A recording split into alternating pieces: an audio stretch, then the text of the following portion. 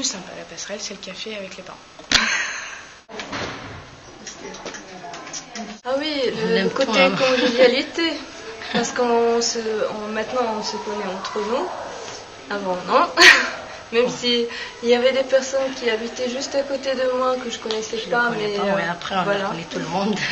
On discute un peu des différents problèmes. Moi c'est ma première. Les enfants à l'école, tout ça. On profite des expériences des autres mamans.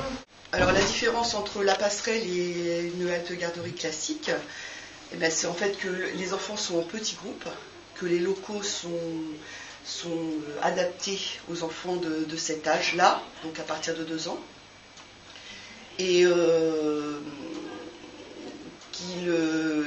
qui sont tous du même âge. Donc on adapte les activités en fonction de ce qu'ils font à l'école. On reproduit la même chose ici, mais en petits groupes. Donc c'est seulement 10 enfants, mais on est 2 pour s'en occuper. Et c'est pratiquement, on connaît bien nos enfants et on voit à quel rythme ils peuvent évoluer. Mais c'est vrai que la séparation, c'est vraiment primordial. Surtout des 2 ans. C'est encore des bébés, donc il faut y aller vraiment doucement, progressivement. Et c'est ce que l'on fait à la passerelle. On y va doucement et au rythme de l'enfant, quoi.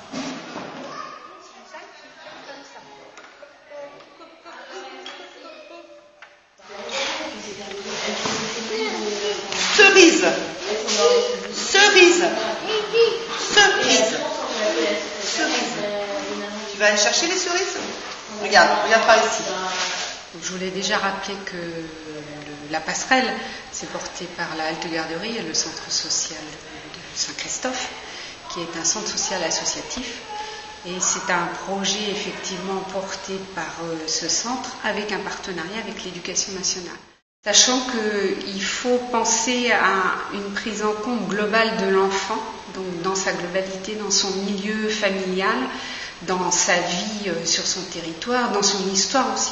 Mais on a pu développer des liens particuliers avec les familles dans ces temps de pause qu'on a, vous avez vu, avec les parents à l'accueil et puis au départ, puisqu'on essaye de proposer aux familles de rejoindre le centre social et de rejoindre les activités qui sont proposées, puisqu'on se rend compte qu'on a des familles qui sont très isolées, qui ont peu de contacts sur le territoire, et c'est aussi l'occasion de faire des rencontres, d'échanger avec d'autres personnes et de se positionner et de prendre un petit peu de confiance en soi et petit à petit de pouvoir aussi aller vers l'école plus facilement. Et il faut restaurer tout ce lien avec l'école, il faut vraiment redonner confiance aux parents et leur faire comprendre qu'ils sont acteurs de l'éducation de leurs enfants et qu'ils peuvent vraiment accompagner cette éducation. C'est pas parce qu'ils n'ont pas été à l'école pendant très longtemps qu'ils ne peuvent pas être là pour accompagner les enfants.